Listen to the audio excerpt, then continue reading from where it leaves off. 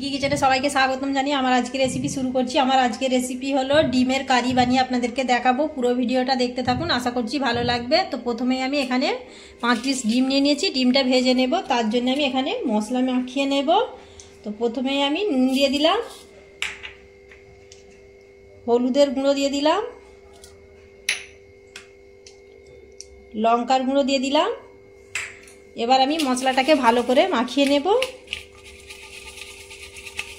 মশলাটা ভালো করে মাখিয়ে নিয়েছি, এবার আমি ভেজে নেব। তেল গরম হয়ে গেছে, ডিমগুলো কড়ার মধ্যে দিয়ে দিলাম। ডিমগুলো নাড়াচাড়া করে ভেজে নিতে হবে লাল লাল করে।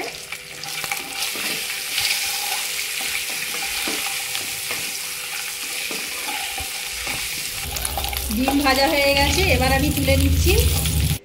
এখানে আরও কিছুটা পরিমাণ তেল দিয়ে দিলাম। এবার আমি কিছু গোটা মশলা দিয়ে দেব।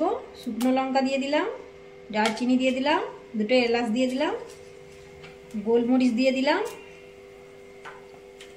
একটু নাড়াচাড়া করে নেব।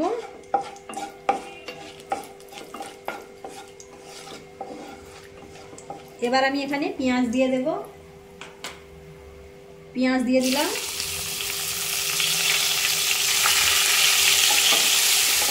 পেঁয়াজটা ভেজে নেব হালকা করে। পেঁয়াজটা হালকা করে ভেজে নিয়েছি, এবার আমি আদা রসুন বাটা দিয়ে দেব। আদা রসুন বাটা দিয়ে দিলাম, দিয়ে আরও কিছুক্ষণ নাড়াচাড়া করে নেব যাতে আদা রসুনের কাঁচা গন্ধটা চলে যায়।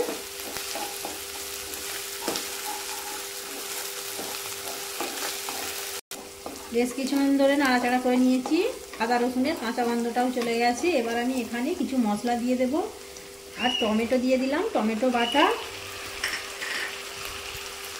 হলুদের গুঁড়ো, লঙ্কার গুঁড়ো, কাশ্মীরি লঙ্কার গুঁড়ো, জিরের গুঁড়ো, ধনিয়ার গুঁড়ো, নুন দিয়ে দিলাম। এবার আমি মশলাটা ভালো করে কষিয়ে নেব। মশলাটাকে ভালো করে কষিয়ে নিতে হবে যতক্ষণ না তেল ছাড়ছে।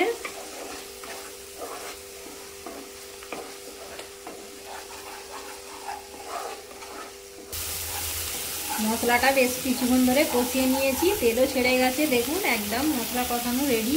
দেখুন এবার আমি এখানে জল দিয়ে দেব পরিমাণ মতো। এবার আমি এখানে জল দিয়ে দিলাম। এই রান্নাটা একটু গ্রেভি গ্রেভি মতোই থাকবে, বেশি ঝোল করব না। তো অল্প করেই আমি এখানে জল দিয়ে দিলাম। আর আমি এখানে দিয়ে দেব গরম মশলার গুঁড়ো। গ্রেভিটা ফুটলেই ডিমগুলো দিয়ে দেব। গ্রেভিটা ফুটে গেছে, এবার আমি ডিমগুলো দিয়ে দিলাম।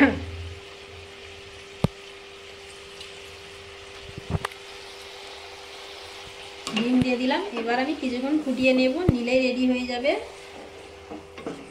ডিমের কারি।